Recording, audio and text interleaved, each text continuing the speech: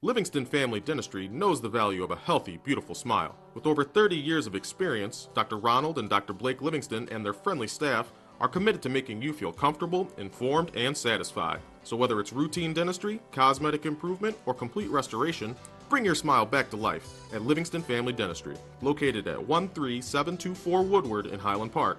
Call now, 313-883-3050. If your teeth are not becoming to you, then you should be coming to us.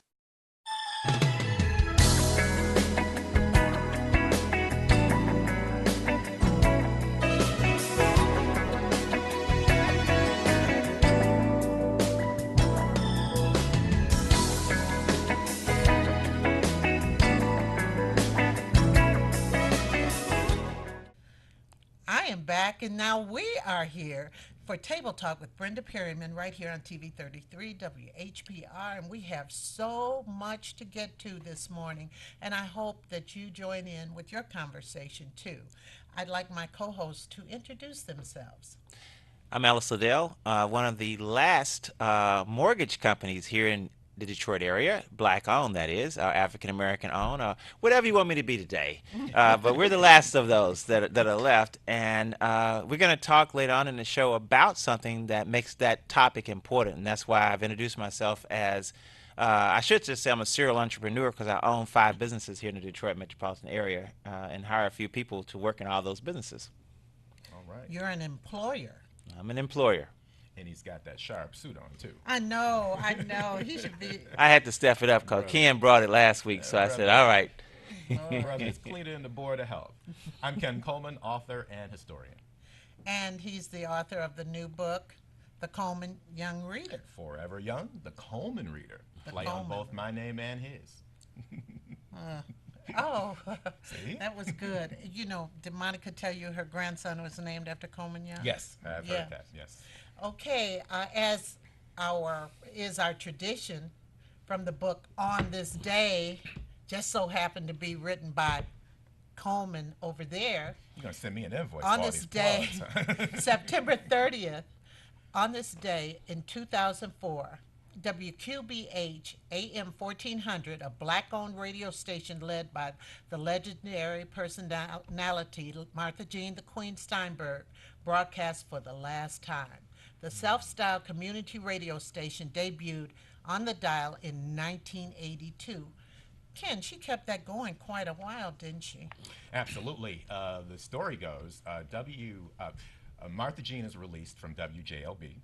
The radio station has a format change. It goes from AM to FM and becomes a more youth-oriented radio station, which sort of drove Queen off the air.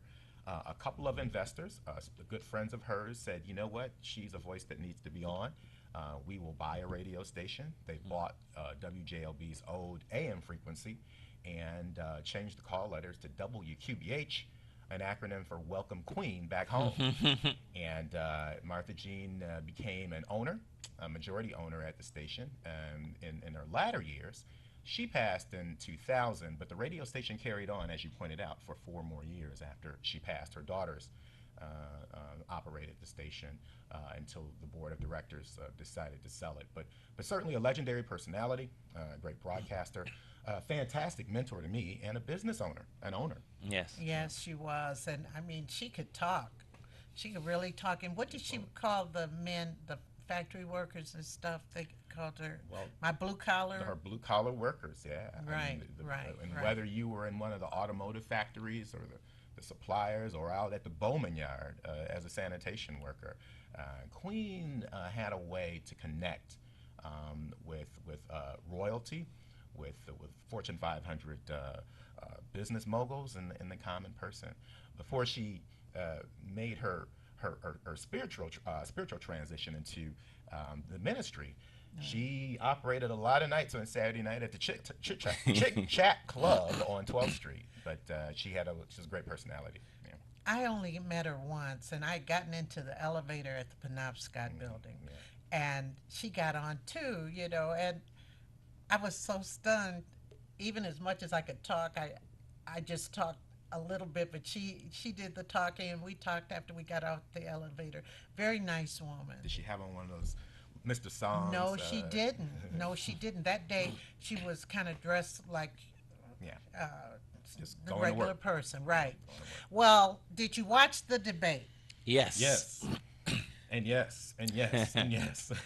The entire debate. Yes. From Yeah. start to finish. I didn't know I'd get through the entire one, but I got through it too. Ken, you said something interesting. You thought that Trump, Donald Trump, yeah. he won the first 30 minutes. I thought he had a very strong start.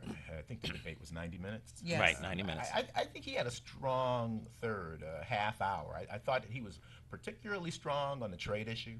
I thought he was strong as a candidate. I thought that Secretary Clinton was not strong. I think that's one of her Achilles' heels. But he, in typical Trump style, was very domineering. Sort of owned the stage for that moment, and then he just I think he ran out of steam and began to sort of ramble and between the sniffing and the drinking water every couple of minutes, and here's the guy who was talking about stamina. He looked like the guy that didn't have stamina. Right. Ellis? Well, I watched the entire thing. I think he had some key points along the way, even after, you're right, after his dominant period, as you called it. I think he still made a few really good points. I watch the market every day. I'm trading stocks and bonds and mutual funds for my clients. And he made a few points about the bubble that's in the market and how interest rates have been trading the market. Another economist said that if you just traded 6 days this year, and it was on the eve of the announcement, you made almost 30% of your portfolio. Wow. The eve of what And then you got announcement? The announcement, the Fed threatens to increase interest Oh, rates. right. So each quarter when they make, if you go in and this is not for you to do at home. This is just what happened. for pros. This is history, and history is no guarantee of past performance, okay? But his point was, if you traded on the day the announcement was supposed to occur, the market was already down, anticipating that it was going to go up. They did not increase interest rates. Therefore, the market went up that day. You would have had about a 30% return on your investments. Wow. Do you think he stayed on message though? I mean, he has a great populist message. But this is what I was going to tell you, Ken. I listened to the trade thing. Where he falters, in my opinion, is when he says, yeah, Ford has gone all the way to Mexico. They've taken everything out of Michigan. He acts like everything's gone and so forth. There's some fallacies within that. Ford has checked him on that. Yeah. Yeah, but he doesn't. He still doesn't Well, acknowledge the check. Absolutely. My grade and my characterization of his strong performance has nothing to do with the truth. I mean, Trump. I'm just talking about delivery. And well, look, I mean, if you're going to grade him on the same level that you're grading Secretary Clinton and everybody else, he's been failing since February or even last spring, last summer. No, he often. That was why the whole conversation was about whether or not, in this case, Lester Holt, the moderator, was going to fact check in real time, because the reality is, even when Trump says something that's correct, the next day he just comes back and says something different. What's the old line? Every broke clock is right twice a day. I mean, Right. that's classic. Right. That's classic Donald Trump. Well, keep this in mind. Over 100 million people tuned in to watch a debate. They built it up like it was the heavyweight championship of the world. Well, I put it was like, no, you all are too young, but Billie Jean King Yeah, and I saw your post. and Bobby Riggs, they played each other. At that time, they were just pumping that up worldwide, not Right, just right. nationwide. It was that same battle of the sexes type thing. Okay. 23 years ago this month. In fact, to the week. 43. 43. Yeah. I was in the Wow. hospital having my first Your baby. Oh, you can relate. I mean, Yeah. So it's a debate. And in a debate format, you go for low blows. You say things that may not be totally true when you talk about fact check. Right. Because the whole idea behind a debate is to disturb the other individual. And that's why when you say Secretary Clinton won the last hour because she stumbled Donald Trump right at the 30-minute mark. She hit him in the belt, and he just couldn't get all his air back. He lost. And he started sniffling to try and get that oxygen no. back. He started sniffling earlier than this. He did it the whole time. He started sniffling earlier than this. This is one thing I noticed because I listened to people. Yeah. When he first started using the teleprompter, I wrote him. I told you I tweet harass him all the time, and said learn how to read. But then, while he's the way he takes his breath while he's reading, he doesn't have good breath control. Now he sniffled that whole time, and he says he didn't sniffle. Well, in He his actually mind, said that. He actually said it over and over and over. No, I wasn't sniffling. No, it was the mic. I wasn't Well, sniffling. ask Howard Dean what he was doing, or might have been doing before the debate. No, he apparently. I mean, it's very. People talked about this coming into the debate. You know, he was on stage last spring in the late part of last year. He's on stage with 12, 13, sometimes 17 other people, and you might only get a chance to talk. You know, maybe a total of four or 5 minutes within that time. of course, he dominated. He did. He got 10 minutes. If everybody else got 4 or Well, 5, the he reason got he 10. dominated is because the moderators Yeah. kept on going to Well, him. there were times that he laid low though, and kind of waited for it. I remember some debates where he kind of take 20 minutes off and let the other 2 or 3 go off on each other, and he'd come back. Here, you're almost on camera the whole time, even when you're not talking. Oh, yeah. With a split screen, Yeah. and so it really exposed, a chink in the armor for Trump, the communicator, the so-called telegenic, person. He facial expressions, which he does all the time, Right. but little quibs coming back. I mean, the one on where he says, "Well, it's a good thing they didn't have to pay tax." He pays the I'm lowest smart tax. like I'm smart. Yeah. Yeah. I mean, those things were particularly revealing, and when it's mano on mano, you can focus in on that in a way that I think a lot of people didn't see in those earlier debates. Now, I will say this here. I think a lot of us want to know, how did he not pay any taxes? Well, If indeed that's the case. because it's very good, because he hasn't really You wouldn't said have- that he hasn't. What we know, and there's an author with a book out now. We know for sure they didn't pay taxes a couple of years in the 80s, because the investigatory journalist who wrote the book has investigated that tax season. We don't know, and he has skillfully said, didn't say the other night, and even his surrogates all week have refused to say whether he's paid or not. But what he has said in the past, and he was consistent with Monday night, I pay as little as I can. Right. We don't know if that means 0 or 1 or. Well, I think too, he talks about charity and how much he gives to charity. I think he's afraid to have that highlighted. Yeah. That he doesn't give what he Maybe says. it could be very likely that he, and Ellis, you can probably weigh in on some of these definitions or how it's defined. I mean, can you be a billionaire on paper and be something far less than that in terms of liquidity? Absolutely. Absolutely. As a matter of maybe he fact- can only come up with $20 million if he absolutely needed it, but on paper, because of his. Right. So let me just say this here, and this is true for everyone listening. In order to build wealth in America, you've got to take risks.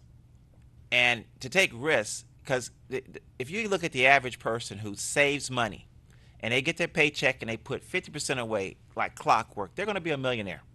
It's impossible to work 40 years to 50 years and not put away $1 million. It's impossible to do it. But don't get me wrong, a lot of people try hard not to. I wish I could start over and do it. Right? But if you consistently saved half of your paycheck, you're going to get there. However, if you were the consistent saver and Ken was the investor, and you made the exact same amount of money for the 50 years of your career, and he bought a house, and then he bought another house because he rented the house out, and he kept doing that and investing over and over again, his net worth at, say, 70 years of age might be $2 million.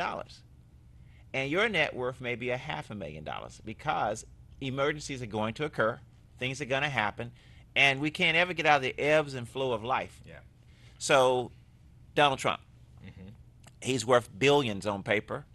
That's highly leveraged, which means cash. Hillary may have brought in more actual cash last year with her 10 million plus in speaking than Donald Trump has he can put his hands on, because as soon as he finished one project, he was out here looking for money to start another project. Investing in other, So he's highly leveraged. So yes, it's possible to be a billionaire on paper and not have cash. So I guess the bottom line is we're probably not going to see his tax returns before November the 8th. He has said consistently that he's under audit, and we've had lawyers argue both sides of the argument in terms of advice they would give to a person in Mr. Trump's case. I think the debate, though, showed two things. I think that Hillary, we already knew that Hillary was a wonk in terms of policy. She likes the sausage making process of politics and likes obviously the results that it yields to people. You've got another guy who flies off the cuff, who is not going to prepare, who has said he's not going to prepare, and his handlers, and actually, to be honest with the people who, his hardcore supporters, don't want that. They don't care. They don't care. They don't care. They like when he's off the cuff. And so, second time around, I don't know that we're going to see anything different. I mean, I think they'll probably try to find a way to keep him from sniffling and bring him some water, but They're going to give him a better mic. yeah, they'll give him, and the mic will be higher, modulated higher, as opposed to lower than Secretary Clinton. But I think you get what you get with Clinton, and with Trump, and I don't know that even with Clinton or Trump, I don't know that the debates are really going to change anybody's minds. I think people are kind of locked in where they are. The question becomes, the person on November 8th is the person who gets the most people to turn out. Absolutely. Turnout is going to be the deal. As far as social media was concerned, I was on Twitter through the whole thing. I actually was in my bed. I turned my back on my television. And then Donald Trump said something. I said, uh-oh, here I go. I got my phone, and I just started tweeting. And people were following me on Twitter. I just started. But what really, really bothered me, and plus people were putting on how he contradicted himself. They were fact-checking. They were fact-checking. But what bothered me a lot, one of the first things that really bothered me was when Lester Holt asked him about the, birtherism. Yeah. And he still never answered it. He still never answered it. Now, I'm sorry, didn't mean to Go cut you on. off. Well, I wasn't following on Twitter. I did follow Facebook in the moments after the debate. I got locked in on the TV screen, but I saw a lot of Facebook traffic, and a lot of people, at least my Facebook friends, were critical of Lester Holt's performance. I kind of disagreed with a lot of that. I thought he did challenge. I think he did, Trump. but here was the disrespect. Okay. Lester, I'm talking. Do you have his Twitter handle too? Lester Holt. No, I'm drama teacher on Twitter. I'm drama teacher. No, do you tweet Lester Holt? I did. I said, Lester, where are you? I did big caps. I said, Gotcha. the invisible Missing man. in action, yeah. Yeah, at sometimes, and when. I don't know, but I wish in a way Joanne Reed would have been up there, because I think she would have said, we're moving on to a different topic. He did not quite know how to change the subject. Okay. I think that was There his weren't problem. any He didn't know how to change the subject, but I think that he did try to corner him on the birtherism thing, and he still said nothing, because I think that he has talked out of both sides of his mouth. Trump has. On that. He did not want to, his people who are like the David Dukes, he didn't want to alienate them, and then he didn't want to alienate his base and so forth. He didn't care about the black people. Now, do you think that Lester did, who do you think Lester asked the most challenging questions? Donald Trump? Secretary Clinton? Who got the toughest questions? I think Donald Trump. I think Donald Trump. Right. I agree. Right. I agree. And that's what some people were complaining about, those who said Lester, but Lester didn't write those questions. Well, he just asked those questions. I think, though, Ellis, I think he cut in and asked for clarity and asked for specificity and asked for, you'd answer the question, Holt, to Trump, because Trump does what Trump always does. He answers anything that he answers a question the way he wants to answer it, whether it's a real answer to the question or not. He cuts in, he filibusts. He can say the same thing over and over and over. So tell again. me this, Ken. So I think it was warranted given the way Trump carries himself in debates. But Right. you were What's going someplace media? else. What's Media 101? Media 101. You have to have a message when you're yeah. being interviewed, Yeah. and you get your message out over and over again. Right. I So understand the when Ms. strategy. Perriman asked me, she says to me, "That's a nice gold Right. handkerchief, or what do you call it? There's another word for this. Yeah, Square, pocket square." Pocket square. Yeah. And I said, you know what? It is nice. And on the day I purchased this pocket square, it was raining that day, and I wanted to buy an umbrella. because I want to sell umbrellas today. I totally agree with you. I mean, Right. Trump has become brilliant. He's a spin doctor. Well, he's been brilliant in that regard.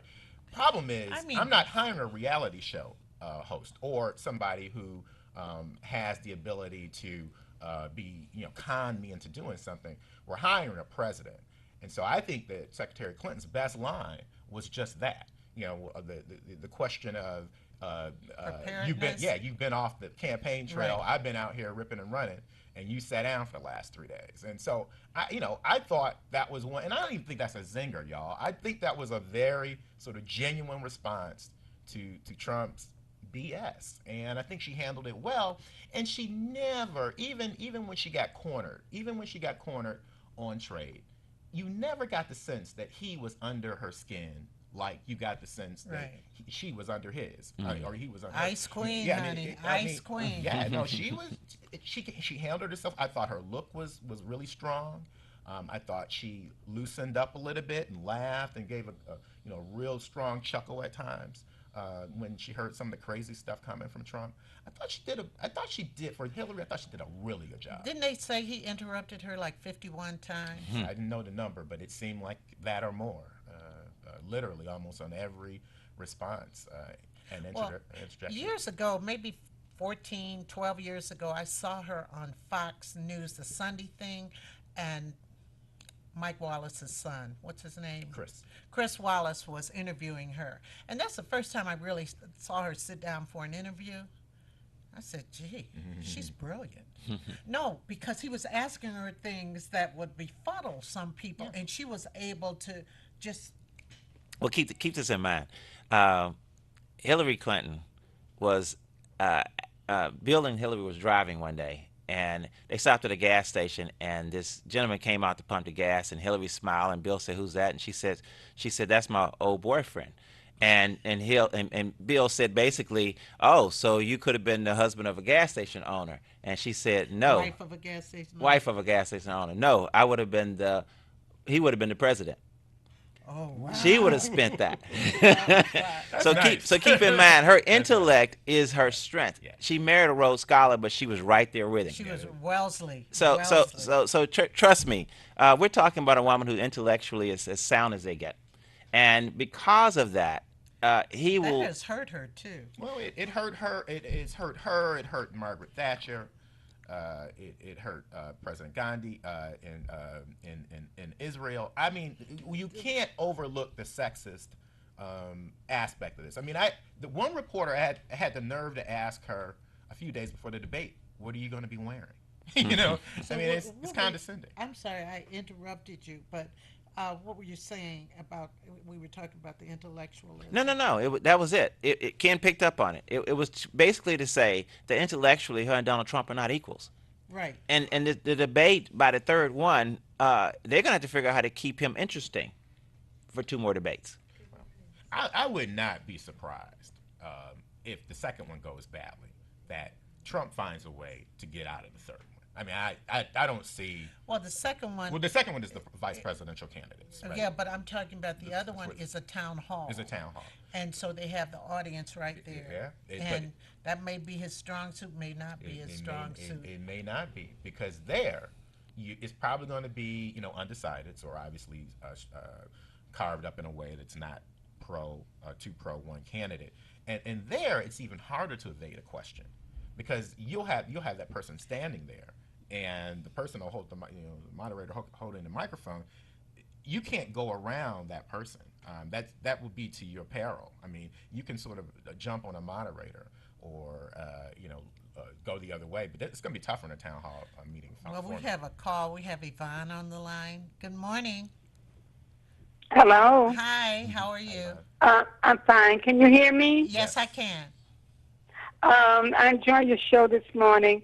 I watched some of the debate of the night, too, and I didn't I noticed how Donald Trump handled Ms. Clinton, how he was so overbearing, looked like, when he was expressing answering whatever question they had asked him. Just you could hear that overbearingness in his voice. To me, I could hear the overbearingness in his voice, and I don't know if he was trying to intimidate her or what, but I think she did well too.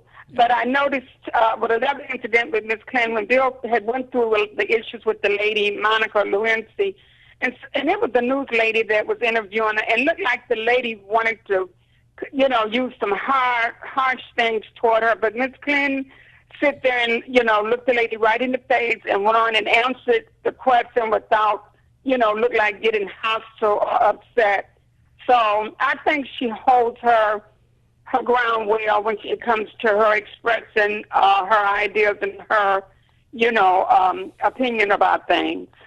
I agree. Yes. Yeah, she holds her ground. She's good. You got to remember the Monica Lewinsky situation is more than 20 years old now in its origin, and to think, and that was the other thing about Trump. Well, I held back. I could have dropped the bomb, but Chelsea was in the ice. You don't think they're ready for that? I mean, you don't think that was part of Clinton's debate prep? You don't think that's been part of every day Hillary Clinton has lived in the public's sphere for the last 22 years? She has dealt with that in some form or fashion in her head, or whether there have been actual reports. Every feature about her, it's a paragraph in there. It never comes out. And so, I kind of thought that the Trump folks had a better October surprise than that one, because that ain't no real surprise at all. I mean, unless you're a millennial and you were 5 years old. Well, what gets me are the three men talking about it: Gingrich, I know. Giuliani, and Trump. It's amazing. 9 wives between them. And people forget.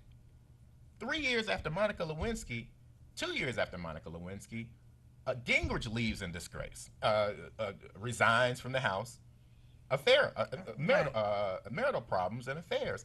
Giuliani moved his wife out of Gracie Mansion. Announced it on television. I mean, Giuliani's got a lot of doggone nerve, man. That's the wrong surrogate for that issue. I don't know what they're thinking about. I guess they just feel like we forget. Well, and that could hurt him if he does bring that up. He's not going to bring that up. He's not going to bring, because the last thing in the world you need is sympathy, the sympathy vote. You don't want to give anybody that vote. So I don't see how he can bring that up. He can talk about it outside of the debate, but he's not going to talk about that with 100 million people watching. He's the proverbial child. I mean, you spill the milk and then you blame everybody. You blame the dog. You blame, you blame the cat. You blame the older sibling. I mean, he had excuses ready in the post debate spin. He just ticked them off. Oh, well, I was undermodulated. The people in the audience couldn't hear me. Lester Holt, directed everything at me, and he didn't bring up the other, he didn't bring up the emails and all this other stuff. I mean, he had every excuse in the book, and he started out strong. At this juncture, I think many of us are tired of the emails, because I think that if it was you and you were a white man, you would not have gotten all this thing about the email. I really don't. I don't think you would have gotten the flag. I think a lot of sexism is playing into this. I hate to say that. It is, but at times, Hillary and Bill Clinton have been their own worst enemies. They have a sort of insular, they do. I mean, look, I voted for Bill Clinton twice. There's no question I'm voting for Hillary Clinton. I'm voting for the Democrat. But they do have a way of making one-day stories into 3 and 4 and 5-day stories. Just be up front. I went to see Snowden since we talked last. How was it? Oh, it was awesome. It was revealing. If you go see that, you're going to wonder about your Twitter account and your Facebook account and every account that you have. You're going to wonder about leaving your computer on when you walk away from it. They have so much ability out there today that anytime they hack the State Department in different places, just know if there's something on Secretary Clinton's server that they wanted to see, they already seen it. The question becomes, of course, whether there's an October surprise around these emails that surfaces. Now, I don't even really think this is in the Trump campaign hands. This is in the hands of, whoever the hackers are, whether they're foreign nationals, whether they're the Russians, whether they're Snowden-type people, WikiLeaks, whatever. If in fact it comes out, A lot of it depends on what it is, right? But I kind of feel like you do, Brenda. I don't know that there are very many undecideds out there. I know news organizations find them and put them in town meetings. I think people I don't are even going, pay attention to them. Yeah, I think Because you're not people- sure that they're genuine. I think Right. most people know where they're going to go. The question is, will they vote? You know, and again, it's going to be about turnout. And I think that what's his name, Cruz. He's Ted going to Cruz. get in the box and vote for Hillary Clinton. But the last thing I want to say about this, so we can move on to our other topics, were the Taliban. They say watch the debate, and they really. They going to watch a Monday Night Football? They watched the debate, and they said some very negative things about Donald Trump. Yeah, well. That was interesting. Yeah, I worry more about the Russians. I worry about Putin, his boy Putin. I know. But you know, obviously, Jay Johnson, the Homeland Security Secretary, was on Morning Joe this morning. Caught a bit of it. I saw that. And you know, continued conversation about to what degree can hackers, you know, steal an election, turn an election one way. Jay Johnson said something very important. You know, this is not like you're tapping into Chase Bank or Bank of America. You've got thousands of municipalities and counties and states that tabulate numbers independent of other municipalities. And so to sort of have some type of widespread breach, unless the race is as close as 2000 or 1960 with Kennedy and Nixon, it's going to be hard to turn the tables, especially since there's a heightened awareness and the federal government offering opportunities to share resources with locals. It's going to be hard to steal an election. But you know, a lot of this, you will see shenanigans. There are no perfect elections. There never has been one. So we'll just have to wait and see. Okay, the wage gap. Yes. When Monica Emerson was here, we were talking prior to going on. She was saying, talking about the wealth disparities between minority women and white women and men, you know. And we started talking about it a little bit, but it's so disturbing. How does this happen? All right, let me just break it down. And this is the part that I wanted to sit next to you for, so I could touch you a couple times. Some of that has to do with our own community, because who's the largest employer in the United States? Small business, or Small business. Say it again. small business, not Not major corporations. not the Small Detroit business. autos, yeah. So your mom and pop, that's what they call it. So those are your largest employers in the United States. Well, if those large employers don't look like Ken, myself, and you, then what's happening in terms of hiring our youth and continuing these businesses? So we found ourselves at a great challenge for what we call succession planning. You're right. Because if the youth don't want to work in these small businesses that have been created by us, what's going to happen? If they think that it's sexier to work at a major corporation than it is to work with the ma and pa, then there's going to be a greater disparity. The other thing is the audience watching. When was the last time you supported a black-owned business? You know, if it's this week, next week, if you decide, I'm going to go out my way to go to a black-owned restaurant, I'm going to go and watch a singer, I'm going to support a group, I'm going to donate something to a black organization and take the tax write-off. Until you do that, you part of the problem. That's absolutely And true. we tend to be crisis oriented, right? We'll do it if there's a public relations campaign about, gas station X that will go out. Reactive. Right. Yeah, we're not. How many times do you do it over and over and over and over again, as opposed to spending a couple dollars when it's in crisis mode, and then you go back to. But you're doing. So I think you have to make it a part of your decision that if you love your grandbabies, I'm going to put it on this level. If you love your grandbabies, then start supporting small black-owned businesses now. Your grandbabies won't have a place to work, because that's the largest employers. That's really a good point. But what if our businesses, and I do try and support black businesses, Lord have mercy, but what if some of them, the service is poor, the this, that, and the other thing, and you say, golly, I've been trying to support my brother man, but Well, let me say this here. If you supported your brother man, he could hire people to do quality control. Your brother man could afford to market and advertise. He could update his equipment. He could do all the things that you Okay. talk. Hey, you came to visit my office, right? yes. A number of African Americans living in the Detroit area and now 33 states made a conscious decision to support Ellis Liddell's ideas. Whoever made that conscious decision to do it created jobs for over 25 women in our community. But you have such a professionally run office. It had to get there though. Yeah, it If had I to was get- bootstrapping, it's kind of hard to be professional when I'm answering the phone and I'm telling you, wait a minute, Miss Perry, I'll be right back, and I'm running out here to go see another client. I gotta pick Right. up some money. Right. Yeah, because I've seen business people just go down trying to do everything and so forth, and then getting help that comes in anytime they want to, as opposed to. It's a challenge. And I let Ken chime in on it, but it is a challenge finding great employees. Listen, it's a culture. It's a culture. Ken, you go. Then I'm gonna come back to Yeah, this. and I'll be real quick. I mean, we have to challenge ourselves. I mean, I find myself challenging myself all the time. You'll get upset because black business A didn't get the work done on time, or it was perceived to be shoddy service. You go to the you go to the fast food place, the big box chain. You go there all the time and get disrespected. What's the one thing you always say in the supermarket line? Wow, can't they have another line open? We Right. say that all the time, but yet we go right back to that supermarket, Well- and we won't. And if we have a problem with that black business, we don't go back. And not only do we not go back, Ellis, we But tell everybody in I have- the world that we had a Well, bad but experience. I've told people. We have a call. We have Kenny on the line. Good morning. Good morning. How you doing? Fine, thanks. Good morning to your panel. Hey, Ken, how you Hey, doing? how you doing, You don't sir? know this voice, but you know my dancing. Big fella with the thick mustache. Yes, sir. Yes, sir. Can you speak up a little bit, Kenny? Yeah. I was saying hi to Ken. I was saying he probably would recognize my voice. He'd know me if he seen me. Big fella with the mustache, thick mustache. I know. dancing. What you got for us this morning? I want to say to the gentleman, he hit the nail on the head as far as the small business, because I sell stainless steel jewelry. I have a small business, and I sell candles. They call me the candle man.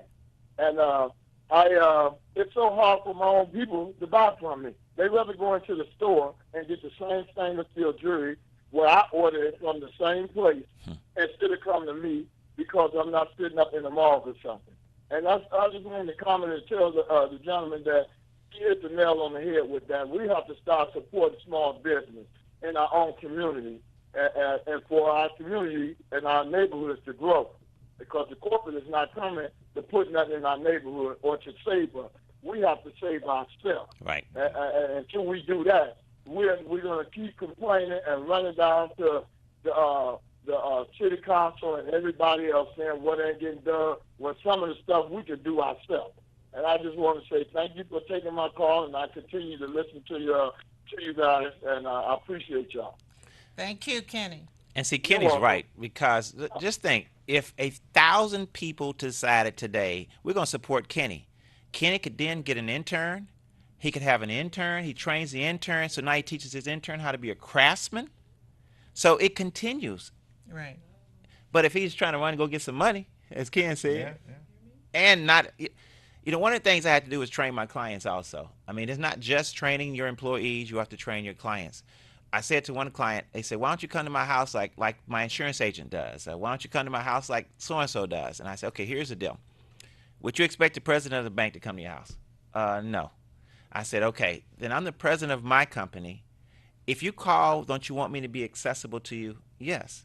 So if I'm driving to your house and I can't answer my phone, you can't reach me. If what are you going to call me for? You're either going to call me to add more money to your account or to take some money out your account. You want to be able to do either one of those. So training the clients, your customers in this case, training your employees, quality control, care about what you're doing, give great service, anticipate what Ms. Perriman's needs are. Don't wait for her to have to ask. So And sometimes she doesn't know what her needs are, and be ready to. be patient with her until she figures it out. Don't Right. tell her what she ought to have. So yes, and Ken said it. Let me just say this here. Everybody makes a mistake. If you live long enough, you're going to make a mistake. Right. But be big enough to apologize for it and ask, how can I be better? I've had clients along the way who helped build this company. They call the office and say, Mr. Dale, I got to tell you, the way she answered the phone is not representative of who you are. Right. So I would go out to the front desk, I'd ask her to come into my office, and we'd have a conversation around answering the phone. This is not your house. Hello? Get some Well, energy. This morning, I wanted a McDonald's coffee. Instead of, I passed the one in Ferndale all the time, but it had a long line. I said, I'll go to the one in Highland Park. When I get to the window, first thing they said was, we don't have any ice and you have to give us correct change. Well, I know who owns that store. And I just didn't like the attitude. Well, we don't have this. I mean, no apologies. And I talked to the girl when I got up there Right. about presentation and everything, and because I did have exact change, thank God. But why? I've talked to business owners about their people they have working. They said, well, we'll fix it, and sometimes it's just not fixed. Should we continue? Yes, but you not just continue to support them. You continue to hold their feet to the fire. Because trust me, the client who called me and said, I care about you and I care about your business, they made sure that voice message or that person did a better job. If not, they were going to call me back and say, Mr. Liddell, I support you. And therefore, they're not doing the job. Right. We have Kim on the line. Good morning. Hello. Yes, good morning, Ms. Perryman. How are you? Fine. And good morning to your guest. Thank you. I'm calling because, as much as I respect the gentleman there, but when you were talking about trying to support black businesses and how black businesses behave, gentlemen, I respect you, I support you, but you danced around that, okay? We're not talking about necessarily corporations. I mean, yeah, corporations are included, but I mean your basic mom and pop stores. I've also tried to support black businesses and have gone in, and not only was I told by the workers that my business was not appreciated, but I was told by the owners. And it's like that's a reason for me to not give my money. I'll give them another chance. Right. Now, I understand you're not giving it to that Going business. to any of these stores and having the workers speak to me like I'm just any old thing off the street. And I think I know what Mrs. Perryman was talking about. I don't like it, and I won't put up with it. This is my money I'm spending, and the owner should realize that. Now, have you given another black business a chance then? I have given other black businesses chances, and I mean, and actually, I'm gonna put this out there. I don't really know where there are any black businesses here in Detroit. I haven't been in Detroit that long, and I wish there were a list of places I could go, but there is no list of places that I know of to go to. There is a black business. Black Chamber of Commerce. Well, yeah, but there's another thing. There's a directory, and I had the young lady on my show. I can't think of it, but it is a directory of black businesses, and I can't think of what it is. Yeah. Hey, I would encourage you, Kim, to come see me. Come check out our business and let us be a resource for you to other professionally black-owned businesses that are out there, and refer you to other businesses that are out there who can give you a totally different experience. Because I go back to the whole thing about culture. A lot of this is culture. Some people, like you said, there are certain businesses that don't know how to do it. I was at a guy's office the other day. He has a phenomenal business in terms of making money, but he's going to lose a lot of opportunities because while he was talking to the lady, he got upset with the lady while I was sitting in front of him on the phone. And I'm thinking, this lady represents 1,000 contracts to you down the road. Right. You can't get upset with her just because she can't see it the way you want her to see it.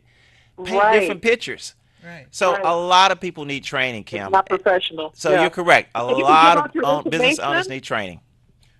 If you could give out your information and let me run and get a pencil and paper, I will gladly come give to it you. Okay, We'll give it out towards the end of the show. We'll give it out, so you'll have the opportunity to have your pencil and paper. Okay, thanks for calling, Kim. Bye-bye. Thanks, Kim. We talked about businesses and expectations of African American businesses. Can we spend like 2 minutes talking about presentation? Whether you are the prospective, whether you are the client, whether you're the owner, whether you're somebody going into a job interview, because I think part of that wage gap piece also has to do a lot with appearance. How you carry yourself, what you wear to an interview, what you as a business owner or your staff, how they present themselves. I think that has a factor in this wage gap too. Now, right? let me just say this here. He's on it. It's even deeper than that. Okay. In the application process, you are asked a question that really should be an illegal question. Okay. In Massachusetts, it is illegal Okay. to ask you, what was your previous salary? Oh yeah. Because my Right. previous salary has nothing to do with how I value me. Right, right, right. That previous salary is something that I took while I was in school, taking classes. That doesn't mean that that's my value. I didn't thought, So- I didn't realize. That's a great point. Yeah, that's on there. Yeah, nice. However, they won't pay you more. There are rules in corporate America. Sometimes you can't earn more than 15% of your current Previous salary, work. your previous salary. So, in my mind, when you answer that question on any application, feel free, and you can say it's the Brenda Perriman Show. Feel free to answer it for what your value is. So, if your value is $50,000, but you only made $35,000, feel free to put down $50,000. Do you think that prospective employers in corporate You America can't or small verify business- it, by the way. You can't verify. But do you suspect that you may get questions like that depending on what you look like, what you're dressed like? Meaning, i.e., do you think that white people may not get that question in a setting where a black person or a brown person might get it? Well, And let's that, just that say- leads to the wage gap. Well, that no, way, let's or just what? say that Becky won't get that. Becky won't answer that question because she knows she Because doesn't she have to, because it's not a legal question. It's on there. It's an application for employment is voluntary. You put information on it from a voluntary perspective. And I'm So assuming that Becky's Becky is already white. been Becky's Becky's been white. trained that she doesn't have to answer that question. okay, And very people good. listening But there was today know that something they don't else. have to answer that question. There was something else I want to kind of get back to the article they talked about was the name. And that's where I was- the that's where names. I was going there next. And case in point, my mother got a job. Civil service job. She lived in South Carolina. Got the service job. Scored highest on the test. She had to go into Charleston to get this job. She gets in the office. They say, "What is your name?" She said, "So and so Burgess." And they said, "Are you sure you're her?" Oh man, you're the wrong one. But they called her to come in because they were impressed. Right. She had, Prior to can you seeing her. imagine? I mean, it's hard for me to even tell that story because she had packed her bag. Everybody send off. Right. Going to get her job, had her paperwork. Joe and Joe Howard, the legendary radio DJ, tells a great story about walking into a radio station. He was out of Houston, walking into town, into a Houston radio station. First, he had called to see whether or not there were openings for an announcer. The person that at the radio station said, "Yes, come on in." Was impressed with Joe and Joe Howard's voice. Joe and Joe Howard's hue is like mine. African American walks into a white-owned radio station. He says, "Hi, I'm Joe Howard. I was the guy who called last week. I have an interview at 2:00 this afternoon." The radio station owner, the guy who we talked to on the phone, almost, his jaw dropped, because Howard had perfect diction, could enunciate, a professional announcer, and the owner, who happened to be white, didn't think black people could sound like that. Now Howard gets the job, but it's a point that be well Right, taken right. about appearance, lack thereof, or what our perceptions are, our generalizations are about people before they even walk through the door. Right. Now, this goes back to where we started. It goes full circle. Small business is the largest employer. Howard walked into a white-owned radio station because, for whatever reason, they were the dominant Yep. station. Only game in town. He gets the job. However, if we supported culturally people that look like us, our radio station could be larger too.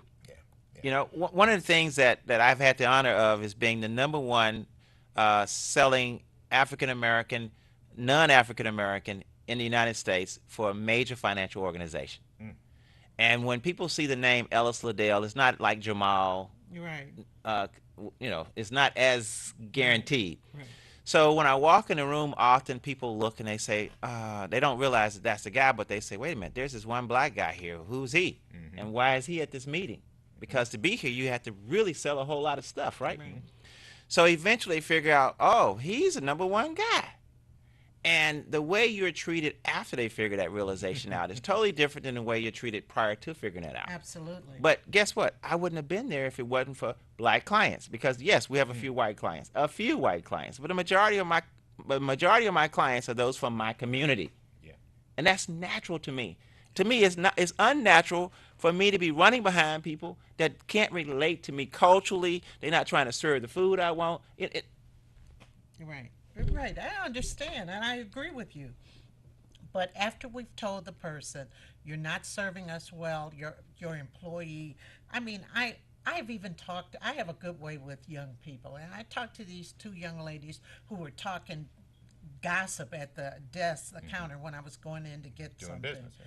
And I said, ladies, people don't want to know about your, your life. You should keep that kind of behind the scenes. Huh. I mean, they got an attitude and all of that. Again, that's cultural. In the area that they had grown up, that was acceptable. Absolutely. But you came with a higher standard. And you notice I set up in my chair when I said you came with a higher standard. I think we all have to embrace a higher standard. I think we all have to subscribe to where we want to be versus where we are. I can't speak for you, Ms. Perriman, because you grew up in the city. I grew up in the country, a little town of 800 people. And most people had an average education of about 8th grade. So my mother grew up saying swimp, not shrimp, swimp. And when you hear somebody say swamp versus shrimp, opportunity versus opportunity, opportunity. Can make the difference. And When you hear those words growing up, that becomes a part of who you are. But eventually you get exposed to people and you say, wait a minute, they don't pronounce Absolutely. it that way. Right. I need to change something. And I can either change my mom, or I can just say, you know what, when I'm at home, this is how we talk. But when I go to the city, I'm going to talk this way. You have to be able to transition. Well, we're bilingual as a people anyway. There you go. yeah, you have to be. We And are, there's nothing we wrong are with that. bilingual. There's nothing wrong with that. I think the challenge, as we, talk about this wage gap piece is, one, obviously, supporting small business in our neighborhood, which is ultimately going to tend to be people that look like us and have the same experience. But the other part is, I think there is, a question of education, and then you call it training. I mean, Right. These kids get on city buses every day and pants hang out. I mean, it's incredible. I don't even know why it is a badge of honor, but to have your pants hanging off your, I mean, they go into interviews like that, and guess what? I've gone into some fast food places where They wear them like that. That's right. it's amazing to me. We have to challenge each other and do it with love, like you did with the two young sisters. It's difficult. I've been on city buses in the last couple of years, and the conversations that young people have, you have to pick and choose and pick the right way how you even try to. Not necessarily check them, Right, but but approach provide them. that love, because a lot of them are angry. And a lot of them don't know. They just don't know because Yeah. their people never told them. Yeah. Right. This is There's what no- you I want to Nobody's keep our there. promise to Kim. So Yes. reach me at ELE Wealth, ELEwealth.com. That's ELEwealth.com. And you'll see the phone number there and everything. So that's the easier way to get it. ELEwealth.com. You don't want to give the phone number? 248-356-6555. That's 248-356-6555. But also, nepotism has a lot to do with it, or thinking that somebody from their own culture, we're talking about maybe these bigger firms that have white owners or employees, and they have majority white employees. A lot of times they think that we came from, they'd be more comfortable with someone from their own culture, not just their color, their culture. Well, sometimes that is true. I was having a conversation. I'm a part of an African group, and we've got Cameroon, Ivory Coast, Madagascar, a few places that are represented. And I'm the African American in the group, and I've traveled to most of those places. So I've ate the food. I feel very comfortable in that environment. I feel very comfortable listening to French African music. I don't understand the words, but I get the vibe. So you've got to be able, but I asked them, how many African Americans do you socialize with? And they're all American citizens. And there are very few who get to socialize outside of their group.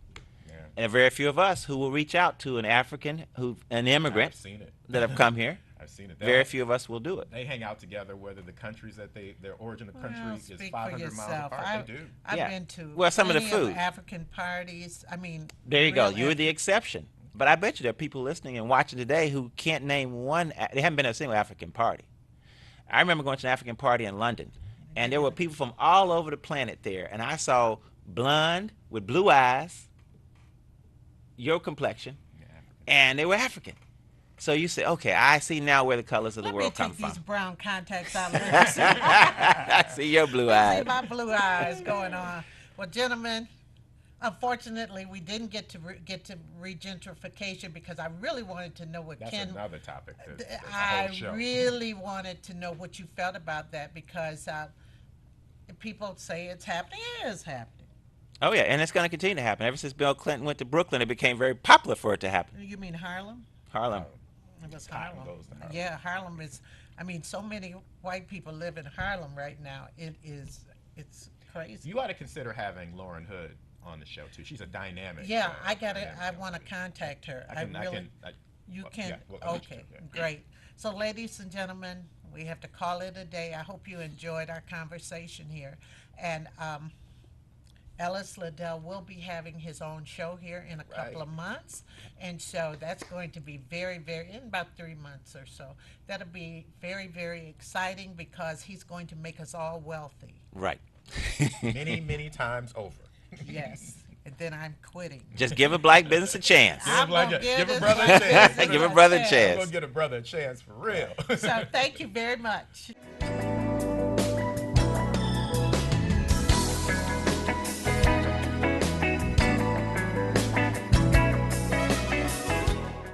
Livingston Family Dentistry knows that good dental care ensures overall wellness, and healthy teeth and gums can perfect your smile.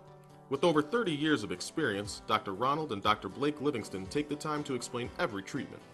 Their modern office and friendly staff are committed to making you feel comfortable, informed, and satisfied.